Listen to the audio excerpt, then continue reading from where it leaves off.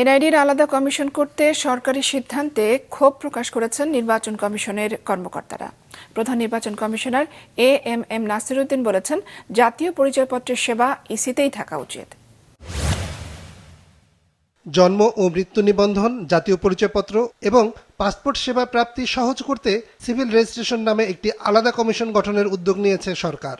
এ লক্ষ্যে স্থানীয় সরকার, সুরক্ষা সেবা বিভাগ, স্বাস্থ্য সেবা বিভাগ সহ অংশীজনদের মতামত নিচ্ছে মন্ত্রিপরিষদ বিভাগ।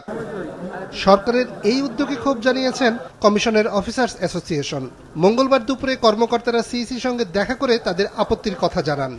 এনআইডি সেবা স্বরাষ্ট্র মন্ত্রণালয়ের অধীনে নিতে বিগত সরকারও আইন করেছিল। পট পরিবর্তনের পর অন্তর্বর্তী সরকার ওই আইনটি বাতিল করে ইসির কাছেই ফিরিয়ে দেয়।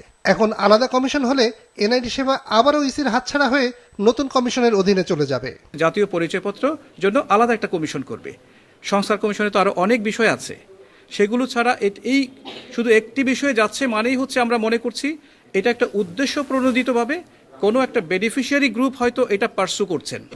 পরে প্রধান নির্বাচন কমিশনার জানান, ইসি মনে করে না তাদের সঙ্গে আলোচনা না করে এনআইডি নিয়ে কোনো সিদ্ধান্ত নেবে সরকার। যদি ওরা আলাদা কোনো কর্তৃপক্ষ হয়ে যদি এনআইডি আমাদের অধীনে থাকে তাতে কোনো অসুবিধা তো নাই। নির্বাচন কমিশনের সাথে আলোচনা না করে কোনো এই ধরনের একটা মেজর সিদ্ধান্ত নেবে না বলে আমার বিশ্বাস। কারণ এটাকে ভোটার তালিকা হালনাগাদের কার্যক্রম চলছে, সামনে একটা জাতীয় নির্বাচন আছে। বাস্তব বিষয়াদি সব বিবেচনা করে সরকার একটা সিদ্ধান্ত নেবে, এটা আমি ধারণা করতে পারি। এর আগে নির্বাচন কমিশনের সিনিয়র সচিব আখতার আহমেদ জানান, এনআইডির অবকাঠামোগত অবস্থান শক্ত কিংবা এর ব্যাপ্তি কিভাবে বাড়ানো যায় তা নিয়ে মন্ত্রিপরিষদ বিভাগ একটি উদ্যোগ নিচ্ছে।